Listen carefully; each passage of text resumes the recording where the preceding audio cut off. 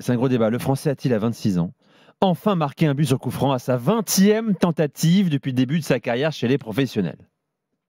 Bah, c'est la grande question. Déjà, il faut restituer l'action. Je dois reconnaître que les réseaux sociaux sont gênants. Parfois, il y a beaucoup d'insultes, etc. Mais j'ai bien aimé ce petit débat qu'il y a eu dès le match. Pendant le match, je trouvais ça très, très intéressant. C'est-à-dire qu'on peut se poser... Qu'il y ait des débats sans insultes, des débats footballistiques, avec des questionnements comme ça sur les réseaux sociaux, ben, ça m'a intéressé. C'est aussi un endroit sur lequel se joue le match, notamment sur X, voilà, sur Twitter. Il y a un compte Twitter, je te rends la parole, qui s'appelle, bon, je dis en français, hein, Mbappé a-t-il déjà marqué un coup franc direct, qui a beaucoup d'abonnés, plus de 150 000 je crois.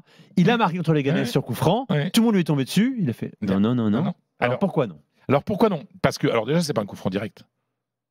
Alors au départ, l'arbitre siffle un coup franc direct. C'est-à-dire que Mbappé, il peut le tirer directement. Bon. Il fait une combinaison qui a été travaillée en entraînement avec Fran Garcia. Donc il passe la balle, Fran Garcia le bloque et lui remet un peu, voilà. Une sorte de 1-2 quoi. Ouais, tu vois. Et là, c'est vrai que c'est très beau. Oui, beau. La frappe est très belle. En plus, c'est ce qu'on appelle el palo del portero, c'est-à-dire c'est le poteau du gardien, c'est le côté le plus court. Donc il la met extrêmement bien.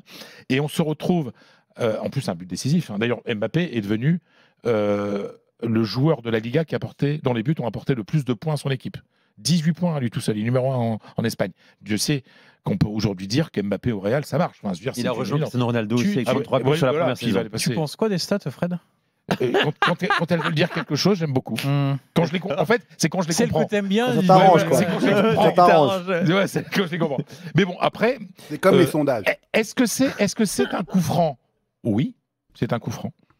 Mais c'est pas un coup franc direct. Voilà. Alors donc c'est un coup franc. C'est un coup franc. Bah oui. Opta l'a donné comme coup franc. Opta qui est la. Mais Opta, c'est pas. Non, attends, les gars, le juge de paix, c'est pas Opta, c'est la FIFA. Enfin Non, mais la FIFA suit Opta et l'UEFA suit Opta. Donc si Opta dit c'est un coup franc, c'est un coup franc, ce sera considéré comme un coup franc. Mais à partir du moment où Fran Garcia a une passe décisive, je suis désolé, ça peut pas être un coup franc, c'est pas possible. Exactement. Alors, on lui a donné la passe décisive, s'il te plaît. Tu me devances. C'est la deuxième phase de ça qui est ridicule de donner une passe décisive à Fran Garcia là-dessus. Voilà. Parce que dès qu'on soit c'est un coup franc, il n'y a pas de passe décisive. Soit il n'y a pas décisive et dans ce cas-là, c'est pas un coup franc. Et on s'arrange. Mais à un moment, on peut pas avoir les deux. Je suis d'accord. Mais pour moi, il n'y a pas de passe décisive de Fran Garcia. Il y a une combinaison sur un coup franc. D'ailleurs, Polo, ça me rappelle, je te donne la parole, ce but de Toni Kroos. Vous vous rappelez, Mondial 2018, contre la Suède, combinaison identique à celle de Mbappé, qui est considérée comme un coup franc par la FIFA, encore aujourd'hui. Vas-y, Polo. Non, mais en fait, c'est intéressant ce que vous dites parce que, par exemple, vous savez que quelqu'un peut faire en même temps une passe et un but dans certaines statistiques. C'est comme ça qu'on traite les pénaltys. Ouais, voilà, attends, j'essaie d'imaginer. C'est comme ça qu'on traite les pénaltys. Je suis trop con, je pense. En Allemagne, c'est comme ça qu'on traite les pénaltys. Comment ça? Si un gars est victime si la faute est sur toi. Ah, s'il est victime de la faute et qu'il se fait ils savent pas où le mettre, donc ils mettent ça en passe et après tu marques toi-même. C'est sérieux? Donc tu fais, bien sûr. Quoi? C'est comme ça qu'on le voit Ils sont cons ces Allemands, Fredo. Non, mais je trouve ça passionnant. On en apprend. Non, mais ça n'a pas de sens. D'accord. Donc tu as provoqué un penalty, donc tu as un mérite sur la provocation du penalty. Comme c'est un but derrière, et hop, il n'y a pas de nouvelle colonne maintenant. Penalty intéressant. C'est vraiment intéressant ce que tu dis. Il y a bien une colonne, il existe bien une colonne effectivement dans les stats, penalty provoqué. Et puis évidemment, quand on nous sort les statistiques, on évite de vérifier si le gars il a eu une passe ou deux dans la saison liée à un penalty par exemple. Mais ça fait partie de. Ah, c'est génial. C'est un double. Mais est-ce qu'un joueur qui obtient un corner, il y a un corner direct, est-ce que c'est une passe décisive?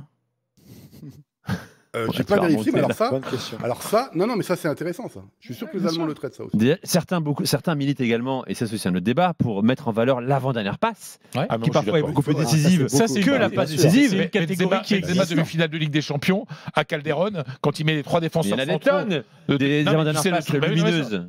Ange Postecoglou, par exemple, l'autre jour, dit que la passe décisive, c'est la stat la plus pourrie et la plus ridicule de toutes les stats du football. Ça dépend. Parce que c'est là, non, mais il a souvent raison. Une passe de 2 mètres sur le côté à 30 mètres du but et ça finit en but, ça on te le donne pas décisive, alors que c'est rien de décisif du tout. Mais c'est pour ça que le terme anglais assist est plus juste que passe décisive. Après, un mec qui fait 40 mètres, qui dribble 10 mecs et qui offre comme un caviar au point de pénalty. Et un mec qui dribble tout le monde et qui frappe et que ça touche le poteau, les poteaux, à ma connaissance, ça ne rentre pas dans les XG. Ah, le spécialiste c'est puisque c'est pas dans la. On va laisser la parole à Julien et à Yoann, les grands défenseurs des XG. Répète, Polo, j'ai pas bien. Expected goal, pardon. Oui. Non, c'est pas ça. Non, la situation. Il te dit qu'un poteau, un mec qui dribble qui remonte tout le terrain, qui dribble 4 joueurs, 5 joueurs, qui frappe, ça fait poteau, il dit que c'est pas un XG. Mais si, mais XG, c'est pas un poteau, c'est là où tu frappes. C'est une position de tir. C'est là où tu tires. Donc ça, peu importe si ça va sur le poteau ou au fond du. Bon, c'est calculé par rapport que le ballon puisse rentrer. Vous êtes en train de tuer le foot. Donc ce n'est que dans les buts. Voilà, écoutez. Non, ça c'est les post-shot expected goals. Ça me rend fou. Ah bah tu vois que ça existe. Tu vois, il y a bien un truc. Bon, en tout cas, ce que je remarque. N'empêche, qu'est-ce qu'on aura mis lundi dernier quand même avec Fred. Oh là là là. Ah ça c'est vrai que vous avez. Franchement, même la salle était divisée. Des petits garçons. Ouais, c'est bien. Non, mais non. Je les ai sentis un peu fragiles sur le sujet la semaine dernière. La salle était à 80 pro statistiques. 20%, elle a fini à 50-50. Ça veut dire que les deux vieux, ils ont retourné l'audience. Voilà, on les écoutait plus. Polo, il écrivait sur ça pour rien oublier, il écrivait son papier avant de répéter. Il disait papa, maman, aidez-moi, je suis en train de faire marcher dessus. Et ma soeur et mon beau-frère aussi, toute la famille. Ah, je savais pas, dis donc, c'était l'école des fans en fait. C'était le petit Julien.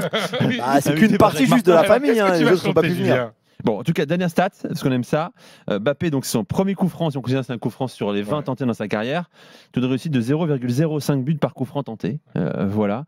Bon, on verra si c'est homologué. Mais c'est au même niveau que Messi. Messi est à 0,09. J'ai regardé, mon cher. Cristiano, il n'y en a pas tant que ça.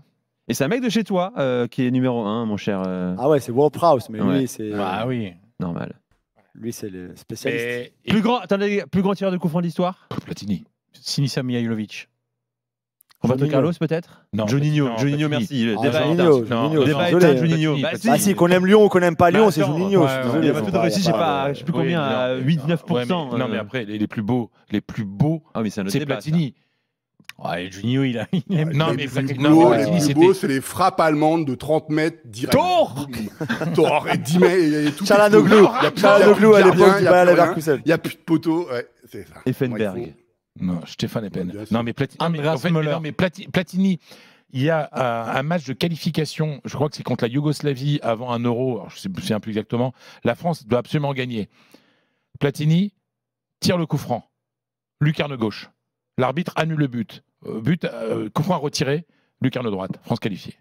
Voilà, c'était le vintage de Fred. Non, excusez-moi. Allez voir sur les réseaux. Oui, mais toi, tu on sait, merci. Tu vois toujours ta génération. On connaît les réseaux, on connaît les buts.